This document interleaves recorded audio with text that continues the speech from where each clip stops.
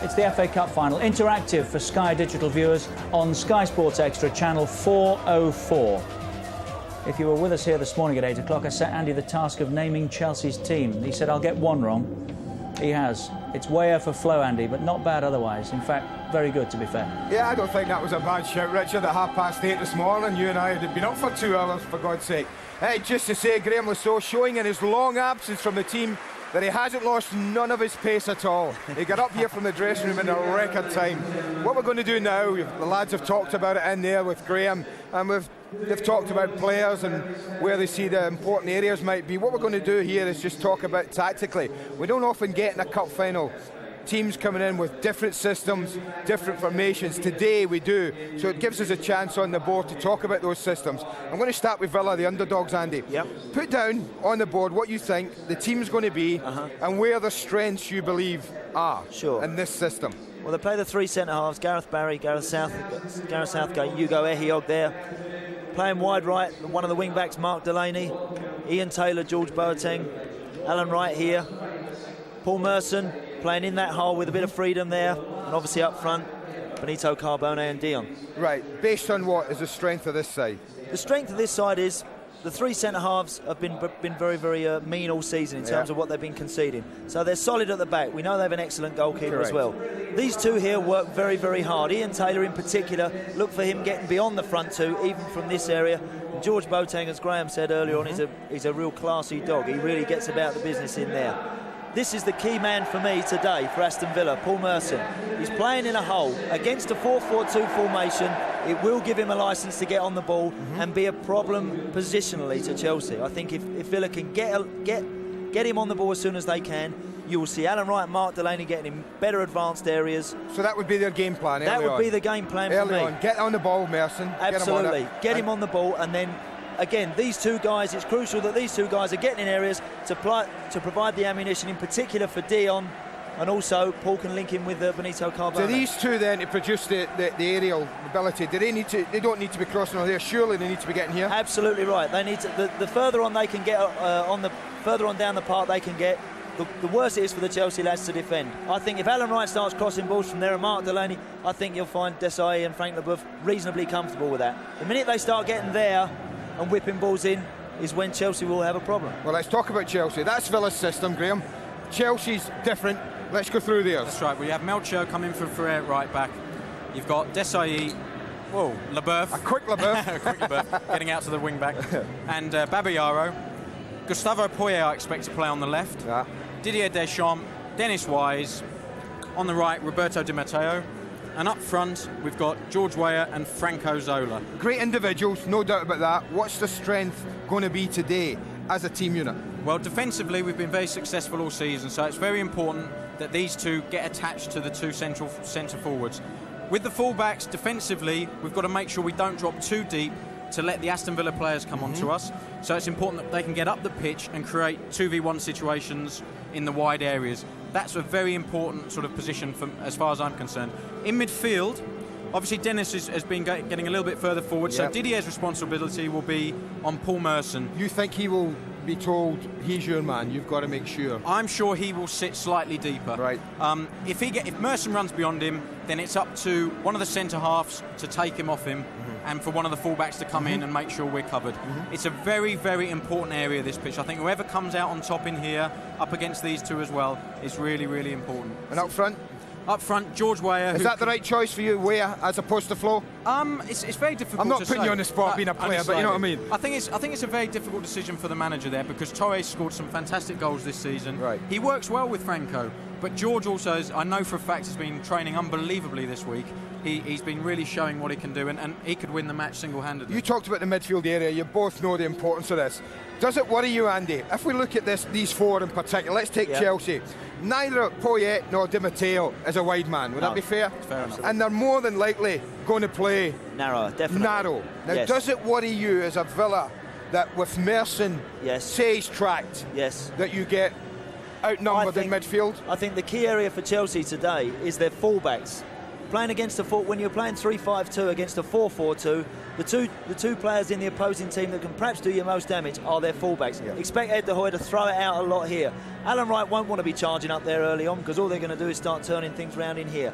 So you can expect Chelsea's fullbacks to have a lot of the ball. It then is how creative they are from there, and how much these two players in particular screen their boys at the back and win all the second balls. Let's talk about these three. We've talked about how good they are. Have these two got the ability, the movement and the wherewithal to break these three down? I think so. I think if we can get the ball from back to front in our best way, which is what is that? Through the team. Right. We play through the team. We're not a fast team. No. So we have to play through the team. As Andy says, if we can get balls on the halfway line with the fullbacks in possession. So if you can get to these sort of positions, we can create all sorts of problems, because like Andy says, if this man comes out, there's lots of space in there. With people coming through the middle of the pitch, we can outnumber them. I think the only thing I would say, and I think you're right, Graeme, in terms. The one thing I would be happy about if I was Aston Villa, with respect that they don't have a wide man. No. I think you'd be right in saying that if he gets drawn in there, if they had another wide man, I think they really would have a problem. Yes. Because he would either have to be drawn there, yes, or if he stayed, then they could get 2 against 1 down the right. Yes. But I think if Chelsea play narrow, I can see these three saying, well, I'm always going to be ball side. Yeah. Because I know I've got him there, and I know I've got him there. Yes. And I think that's where maybe a bit more movement, a bit of Zola craft here. Exactly. Going in there. You've got to look at the midfield threat as well. Gustavo Poyet ghosts. Absolutely, He'll ghost into areas. We saw it in the semi-final. We'll see it again definitely today. Roberto Di Matteo, again, central midfield player. He'll look to come inside slightly, but he'll know his responsibility as a right midfield player. And if there's a 2v1 situation out there, he'll break his gut to get out there, definitely. You talked about, we talked about Poyet. Now, we watch him, and watch him all the time, Graeme, and he does love that run from anywhere there to there. Yeah. Now, are Villa equipped to deal with that with the three at the back? They've got to. We were talking about this earlier, weren't we? About sometimes when you've an extra man at the back, you think you've the insurance, then all of a sudden people get a little bit lax in concentration, and people like Gus Poyet can ghost in there, and it's in the back of your net.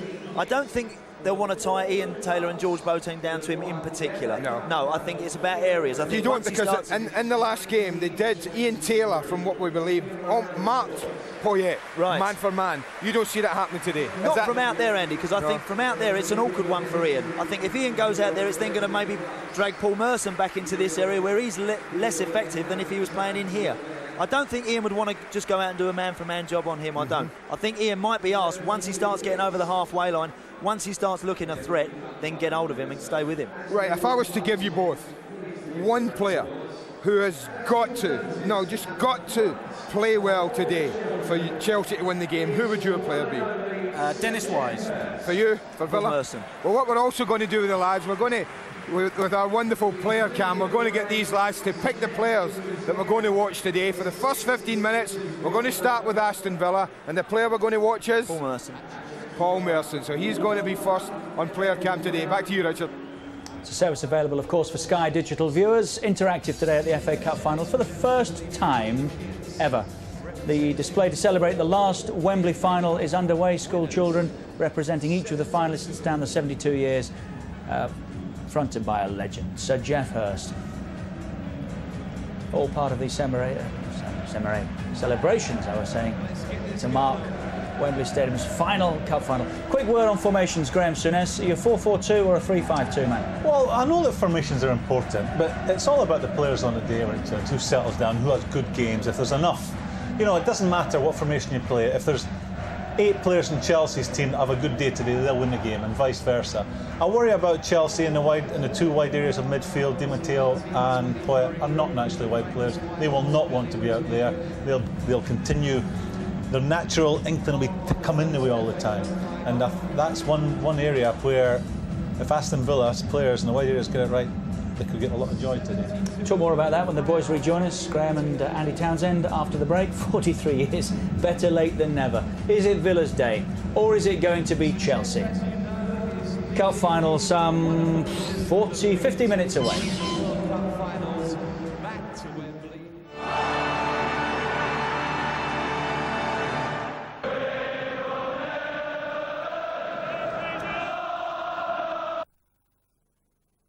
That's it, yeah. Just move over slightly. Lovely. James, what are you looking at?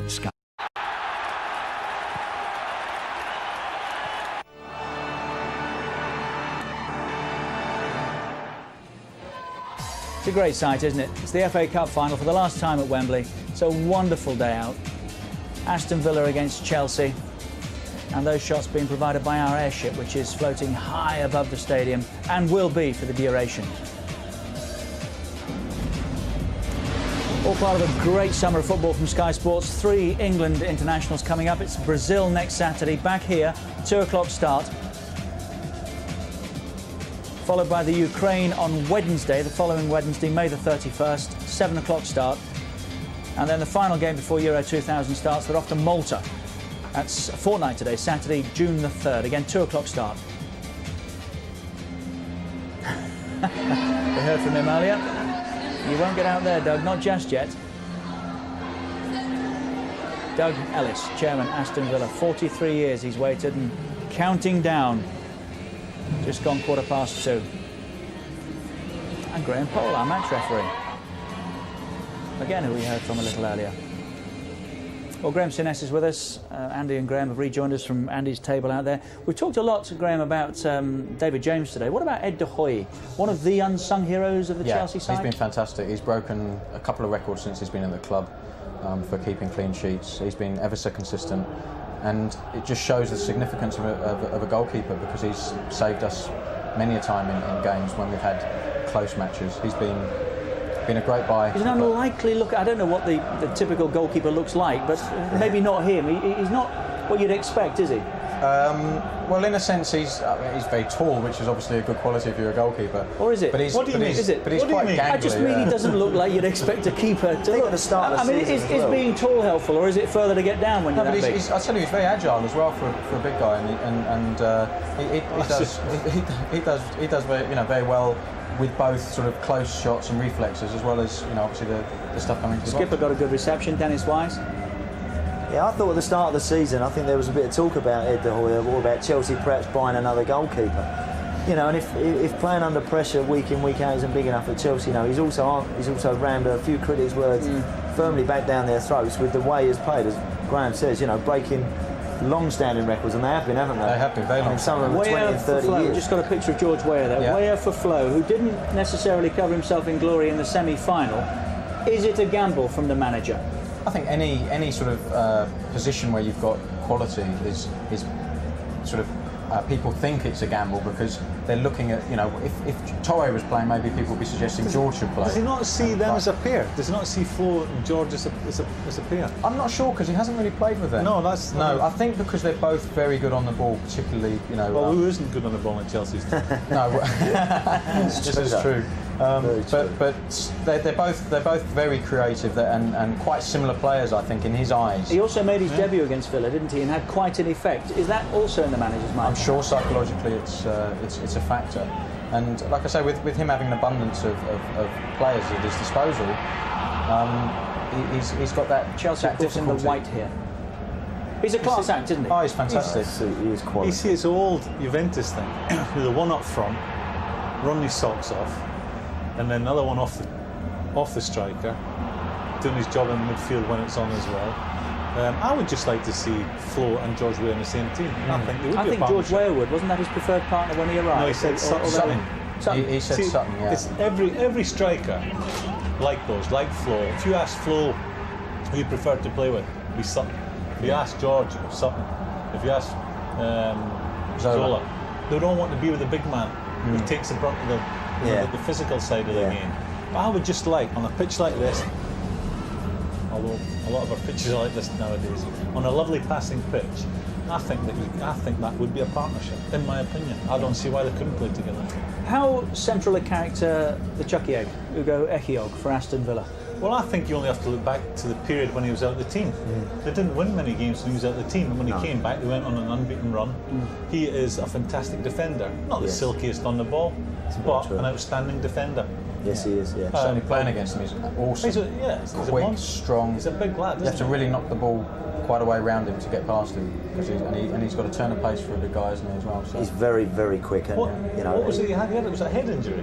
Yeah, serious. He had a serious one. His eye, something with his eye. Alan Shearer was in a tackle with Alan Shearer, and he badly damaged his eye. But he come back from that, and he has made a difference. He's one of the best around. Yeah. Chelsea missed Graham Le Saux, haven't they? Yes.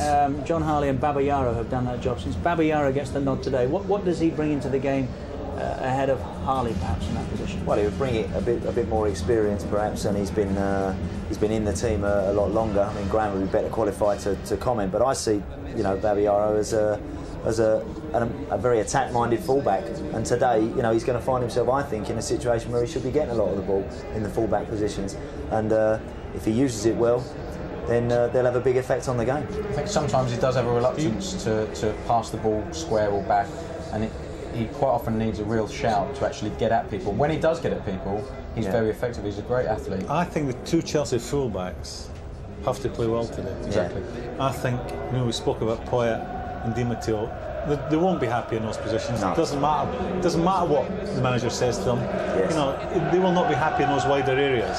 And What specifically won't they be happy about? The task of getting up and down? Yeah, which is a hard. It's a On a hot box-to-box afternoon. position. That wide area is a box-to-box position, and you have to be a good athlete to play there. You must want to play there first and foremost. You must want to play there. His quality again, Melchior, but we haven't seen much of him. No, It's he's a big come in day and out done for him, well. isn't it? He's been very unfortunate with a foot injury, and we bought him. He didn't It's a play very until about 4 unfortunate games ago. haircut. I was just thinking that, Graeme. I'm glad you made that point. It's the Dutch look. Yeah. But he's come in and done fantastically well. Albert Ferrer has been one of our most consistent players. Had an injury, he came in and played very, very well, and shows all the qualities. Is Dan Petrescu just out of favour, or is it? Yeah, I think obviously something's happened between Dan and tell us then. and the We've staff. tossed him a few today, haven't we, Paul Ladd? Let's talk about Gianfranco Zola, shall we? He was going to tell us the secret. No, he wasn't. No, he wasn't. He was looking for a lifeline. Gianfranco Zola, not so many goals this year as previously. Still an influence mind, isn't he? He is. He's still very creative as a player. And we talk about sort of who he partners up front. I think a lot of people like to play with Franco because he's prepared to come off short, get turned, and he's a very tricky character. He's quick, strong. If he gets in behind the wider fullbacks of the three defenders that Villa have, he can cause a lot of problems. So you got his set piece situations as well. I mean, from free kicks on, every time I see Gianfranco Zola on the ball, from anywhere 20 yards or whatever, you feel he's going to hit the target. You feel he's going to make the keeper make a save. His free kicks from wide are always delivered between the posts into dangerous areas. He's just got so much quality that it would be. I know what Graeme was saying earlier about playing the other two, about playing Flo and Weah, but it's a very difficult one to leave him out your side. Jeff Shreves grabbed a quick word with him when he got here today. Franco, how much are you looking forward to playing? Is the last cup final whilst Wembley as it stands? Yeah, it's something special today. I think personally, I think it's a pity that the stadium has to be, taken down because it's got a fantastic background. But that's it, and hopefully Chelsea is gonna will honor this last game here and win the game. Now, your strike partner today up front is George Weah. Are you surprised that it's him? Look, it's no problem. We have to. In Chelsea, we've got good strikers, and whoever goes in. The important thing is that he does the job for everybody else. It's no problem. Okay, lastly, what do you think the key will be to winning? Well, the key would be scoring more goals than them. Easy. No, but it's important for us to play at our best. If we do that, certainly it becomes difficult for Aston Villa to handle. Okay, we'll let you go and get ready. Thanks, Franco. Well, not but that easy though. Top-class defenders in Chelsea's blue, and we've briefly talked about Ugo Ehiogu, who's a key figure for Aston Villa here. Graeme missed 8 games earlier in the season. Villa didn't win 1 in the league, just a cup match. That probably tells you how important he is, doesn't it? Yes. Look at him. He's an athlete, isn't he? He looks awesome there. He's a Powerful man. And quick with it. If there's a criticism, Andy, you hear that he's not so good with the ball, but does it matter? Does he need to be? He's not a no-hoper with the ball. I think we should put that to rest. He's not as gifted as some of the Chelsea guys, as someone like Frank Leboeuf, but as a defender, as someone who, as an imposing central defender, someone you're looking at to get their head on things and to clear things up, there's not many better. ultimately it's about being effective as well, isn't it? He's a defender, so defend well. And if you get the ball, if you've got limitations, give it to someone who's more creative than yourself. I think that he could do. I think the one thing, and Hugo's aware of it himself, because I do see Hugo quite a lot, and he's aware that he should be scoring more goals. You know, he's such a big guy. I think he feels that the one side of his game perhaps he can improve on will be to be a bit more of a threat in the opposing team's 6-yard box. I don't think Armani suits would have fitted him. Look at his shoulders. You talked about Merson being a key player for Villa today. Just add more to that. About Paul Merson? Yeah. You know, as I say, for me, when you're playing the whole in a 3-5-2, you've got the licence to be a real nuisance to the opposition. When you're in a 4-4-2 situation in central midfield, the last thing you want is someone standing behind you, 2 or 3 yards behind you, having a big influence on the game that's dragging you back. And as a centre-half, you don't want to come out and necessarily leave anything unguarded at the back. I feel that... Don't think he's out there, by the way. I just wonder if we've hit upon something there. Is that part of his pre-match? I don't know, but he is a very... He will always... Paul's one of those sort of players, when he gets on the ball, he will always go for the ball that 9 players out of 10 wouldn't even attempt to try. You know, he has the quality to find the perfect Which ball. I would imagine, equally, Graham, from a manager's point of view, can be very frustrating if that doesn't come off. Yeah, but in that position, it's a hell of a hard position to pick up. It is. You know, does the defender pick him up? Does a midfield player pick him up? And I just think the two different styles of football, generally what managers do, when a team goes with a 3 and have that spare man, they'll change their system to cope with that. Yeah. Whether Chelsea have got some game plan that even Graham's not talking about now, remains to be seen, but I just think if he's on his game, he will cause Chelsea problems. I think he thrives on being given a free role. If a manager says to him, Paul, go out there and... Is he going to get it today? Yeah, definitely. Yeah, but what are Chelsea going to do if he starts dominating the game? Didier Deschamps, by nature, is a more defensive midfield player, so I think it will be his responsibility to pick him up when he's deep enough. So the minute he does that, then that should give a licence to either Ian Taylor or George Boateng to find a little bit of room. If you know, this is what makes this particular game so exciting to talk about, is because there are certain areas in the game that is, you know, it's fascinating to see the outcome of. Because I think if Paul does get on the ball and he's seeing a lot of joy in the first quarter and 20 minutes of the game, he will have a big effect on him. If the two that you said you don't fancy, or you feel they won't fancy the job they've been given today, Poyet and Di Matteo, what influence can Villa's wing-backs have upon it, particularly Alan Wright? The obvious one, they can get beyond them. The obvious one. They can expose them, and that's why I say the two fullbacks of Chelsea have to have a good game. They'll have to have a good game today. But I don't believe. I mean, there's no secret at Villa we're going to play. There's no secret Paul Merson plays in the hole. There's no secret that if he has a good day, it will cause you problems. Gianluca must have spoke about that. Yeah, definitely. They must have spoke about that. If I'm manager of Chelsea, I'm worried about that. Yeah. But the thing is, it's up to, in Chelsea's terms, to take initiative. If we take initiative, get high up the pitch, that's another demand he'll make on the two centre-halves, to get everybody up the pitch. Because if we can shorten that game when Villa have got the ball, shorten the pitch, then it limits the space in which Paul Merson can work with them. So then we take the initiative. I just think that the key to, as we said before, we even got talking about midfield. Yeah. Exactly. There's so many battles to win in there. So a quick word with Alan Wright. George Gavin spoke with him when they arrived. Alan, you've stepped foot on the Wembley pitch. Is the excitement really starting to build up now? But as you know, we've only just arrived here, so we've just come out and we've got a great ovation from our lot. The ground's still only half full, but yeah, I mean the excitement's building now. Been very relaxed the last couple of days, and now it's the time to build it up and get ready for the game. How strong's the belief within the team that you're going to win? Well, we believe we're going to win. It's pointless coming here if we don't think we're going to win. We might as well not turn up, but yeah, we're confident we can get a result that we're after and take the cup back to Birmingham with us. Less pressure on you because you're the underdogs? I think so, yeah. There's been a lot of media attention on them being favourites, so it's You're happy with that, are you? Oh, very much so, yeah. It takes more pressure off us and puts more on them, so yeah, as far as that side's concerned, we're pleased with that. All right, good luck, thank you. Now, if he can find a cross, on the end of it is likely to be Dion Dublin. One of the best header of a ball in the game today? He's certainly one of the best, has to be. I mean, his goal-scoring record for Villa is excellent. And as you say, if he gets any sort of service, even against big guys like Desai and LeBrouf, he'll be a handful. He'll give them problems. Yeah, I mean, I think Alan Shearer might disagree about being the best header of the ball. That's why I threw it in. Yeah, he is an excellent player, and I think he deserves a great deal of credit to come back in such a short period of time from such a serious injury. His technique as well, sorry, Dan, his technique as well. He's improved, isn't he? From his days at Cambridge to where he is today. I mean, you see him strike some of the goals he scores, some volleys and stuff like that, you know, without a real sound technique, you know, those sort of things will be hitting his foot and going the wrong way. His technique is superb. He's obviously worked an awful lot on that. You know, he's not the most mobile, that's not his strength, but again, that's why he will thrive on some service. He'll be trying to get himself on the boof. Yeah. This is the thing, this is another area that's, rough him up a bit. Significant. Yeah, definitely. He'll try and get himself on the boof. I wouldn't be surprised if you didn't see Marcel Desailly. He's a World Cup winner, you know.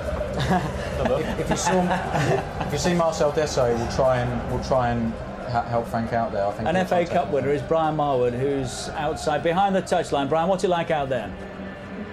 Thanks, Richard. Yes, as you can see, a wonderful sight here at Wembley. The players now warming up, and certainly some interesting tactical talks with the one or two players. Eddie Niedzwiecki having a word with the goalkeepers, trying to calm them down. The Villa, of course, at the other end. But as you can see and as you can hear, a wonderful occasion, an occasion that I'm sure both sets of players will thoroughly enjoy. And I guess it's the team that will settle the quicker. And Brian will be adding his thoughtful comment from behind the touchline during the course of the game. Match commentators here. It's a great afternoon, lads, isn't it? Andy Gray and Martin Tyler. Richard, normally when we're up here, we always talk about Andy's FA Cup final goal for Everton against Watford, but I'm going to ask him something else now because... What do you mean we're not going to talk about that again? Well, you will during the match, okay, won't you? All right. But the only time that Chelsea had beaten Villa in the FA Cup, you were playing for Aston Villa. So what went wrong? I was only a sub that day, Martin. I'd obviously coming back from yet another injury and could only be used sparingly against Chelsea, and that's probably why Villa lost that game. Very narrowly, though, I have to say. But, yeah, not a game that ranks high in my memory bank, though, Mr. Tyler. 1987 it was. But are Chelsea going to be able to beat Aston Villa today? I think what I get from around here at the moment, and when you listen to Chelsea players interviewed, I do get the feeling Chelsea players believe that no matter what Aston Villa do or how well they play Villa, if Chelsea are at their best, they'll win the match. Now, we'll find that out very shortly, but I do believe they have that belief about them, Chelsea players. If they're all at their best, that they'll win the FA Cup this afternoon. We'll see in about 3 hours. I'm feeling very nostalgic about this, the end of Wembley. How are you feeling about it? A bit like that, Martin, too. It'll be sad to see the old girl come down and disappear. But the one thing that people who have played there, you've spent so many times here yourself, will always have, and the rebuilding won't ever do, is erase those memories. And as long as we have those, then it's not too bad. Let's just hope they build a new Wembley, and the next 100 years we get as much drama, excitement, and everything else that we've had over the last 70 years at the old Wembley. Well, with a tear in the eye, maybe we'll be able to broadcast the game for you. And he's particularly nostalgic, of course, because Martin was here for the first. We are at Wembley for the FA Cup final between Aston Villa and Chelsea, and that's next.